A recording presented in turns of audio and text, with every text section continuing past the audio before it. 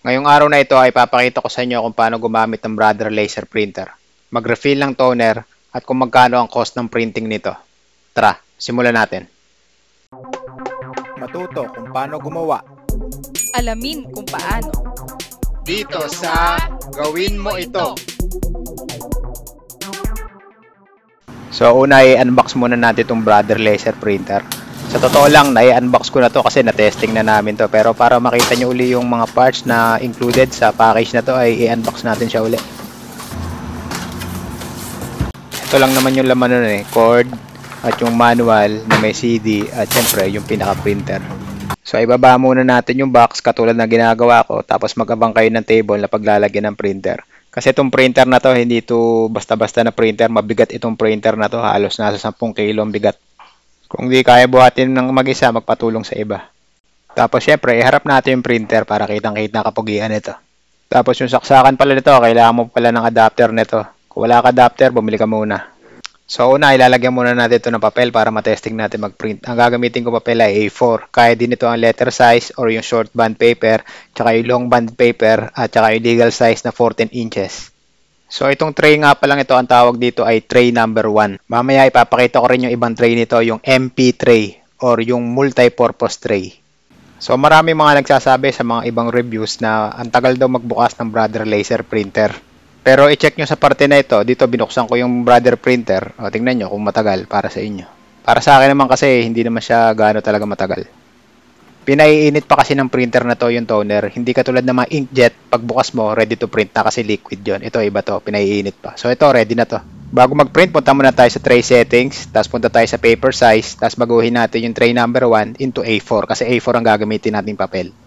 Yung paper type niyan, default yan sa plain paper. Para mas makatipid kayo sa toner, balik kayo doon sa settings, tapos hanapin nyo yung general setup, tapos hanapin nyo yung ecology, tapos i-turn on nyo yung toner saver mode. Kapag naka-on ang toner saver mode, mas reduced yung print quality. Pero kung gusto nyo mas maganda ang printout, skip nyo tong part na to. So yung una nating testing sa printer na to ay yung photocopy. So ilalagay ko ang ipo-photocopy katulad ng paganyan. Zoom in natin. Ngayon makikita nyo may mga markings yan. So dahil A4 ang source, dapat nakatutok sa A4. Tapos select nyo copy, then select nyo color start. Ito lang ayaw ko sa Brother Laser Printer hindi agad kumakagat yung touchscreen buttons. Pero hindi ko alam, baka marumi lang ang kamay ko. Okay, bahala kayo, testingin nyo sa sarili ninyo. So dito sa part na to, maririnig nyo, nagwa-warm up uli yung, yung toner. Iniinit niya kasi yung drum Ngayon, antayin nyo lang, lalabas din yung printout. So ito nga pala yung isa pang waiting na sinasabi na matagal daw. Sabi ng ibang mga nag-reviews, no? Kasi nagwa-warm up nga naman yung toner. Ayan, lumabas na yung printout. After nito, testingin din natin yung black and white. So, isa side by side natin sila lahat. Sa black and white, select copy, tapos mono start.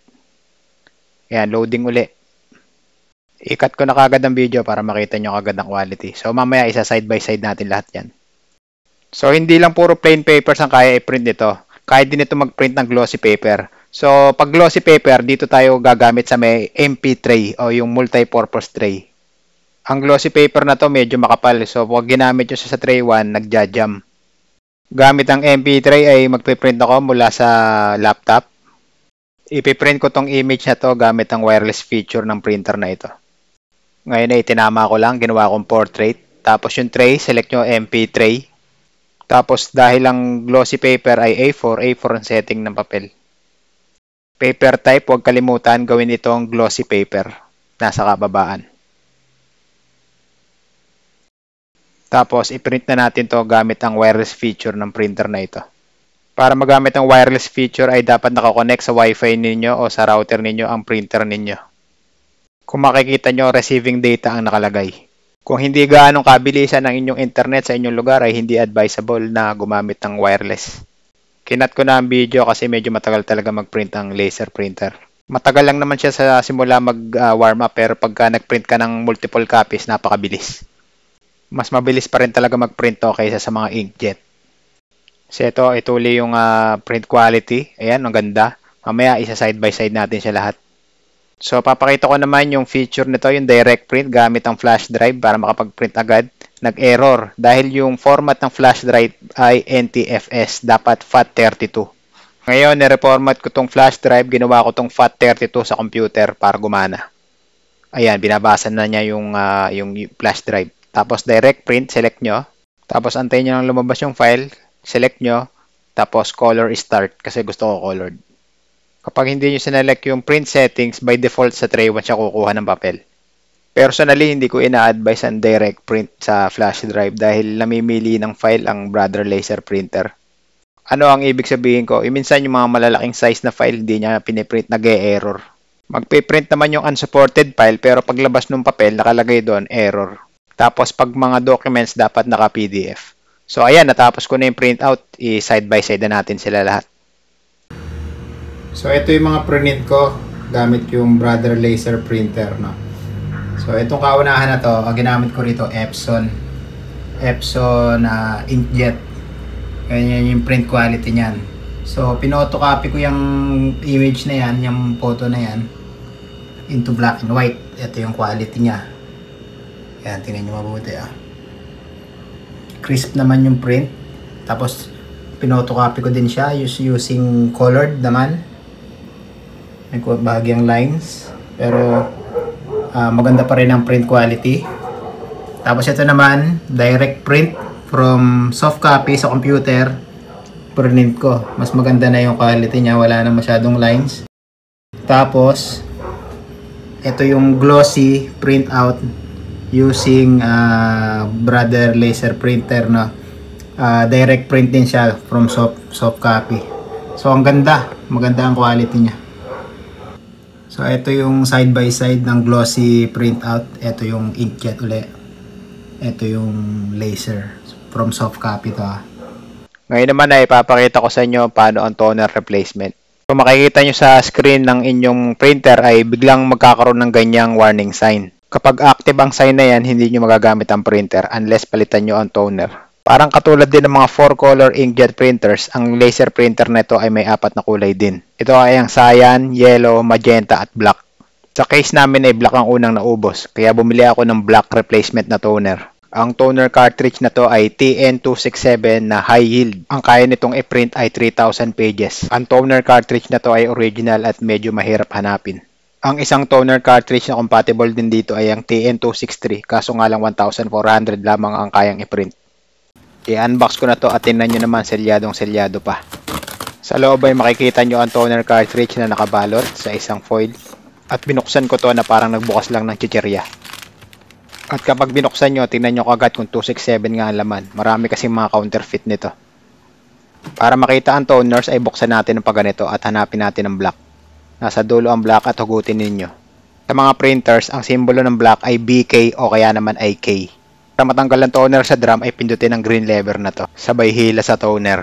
Ang naiwang part na to ay tinatawag na drum. Pinapalitan din to every 18,000 pages.